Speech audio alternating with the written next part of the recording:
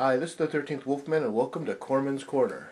That's right, I'm going to do another breakdown of another Roger Corman cult classic, and this one is Forbidden World. What a cool looking cover. You know, nothing against the movie, but they really knew how to make the covers attractive to the people who want to see them. So let's break this puppy down. First off, as you saw, this is the artwork for the U.S. Theatrical release, Forbidden World. It wasn't always known as Forbidden World. It was known as,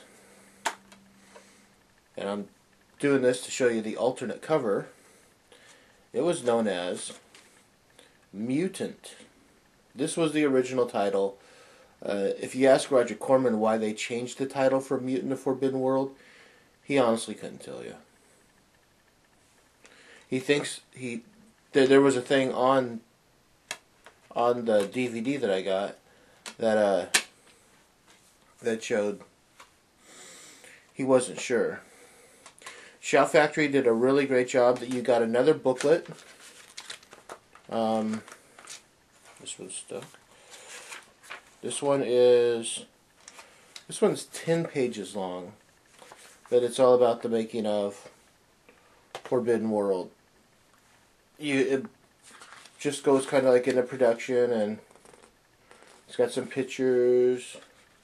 Tells you about how some people were discovered.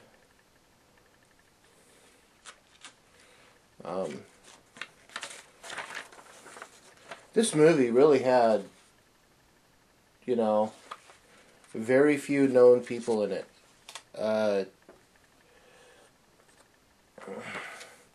You had Jesse Vint in it, who was somewhat known. He did a couple of movies. He actually was in the movie that was the basis for the Dukes of Hazzard called Moonrunners.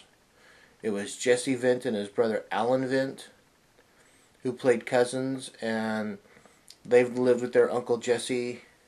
There was no... They hadn't... The people that developed the Dukes of Hazzard took the basic idea and redefined it. But they didn't have the General Lee and all that. They just ran moonshine and lived with their uncle, and they were cousins, and that was the basic idea. I do think there was a Boss Hogg, if I remember right. It's been a while since I've seen that movie. But that's who Jesse Vint was. In my, So again, let's get back to what Shout Factory's done. They gave you two... If you get this, you get the theatrical version right here, which is a beautiful transfer, and you get the director's cut, which is a work print, and you can really tell it's a work print. The theatrical version and the work print are almost identical. There are little things that are different, like the robot's voice and certain cuts of music that you're like, okay, well, they didn't use that music in the theatrical thing because they probably couldn't get it cleared. But and it just kind of looked a little muddy. They didn't really. They just found a work print, and they didn't really do a whole lot to it. But the theatrical version, they made it look great. The transfer's incredible. I mean, it stands up above everything. I thought the transfer for Humanoids from the Deep was incredible, but the transfer for Forbidden World was really, really good. They give you all these movies are anamorphic widescreen, which is really cool. It's a 1:85 ratio. There's an audio commentary with the director on the director's cut. There's an interview with Roger Corman. There's a making of. The making of on here, I believe, is 34 minutes.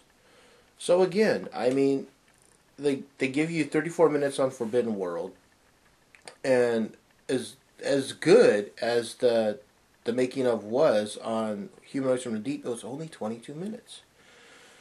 I guess they just didn't have a lot to talk about with that one. I don't know what else to say except that the sound, there was a little bit of a sound quality.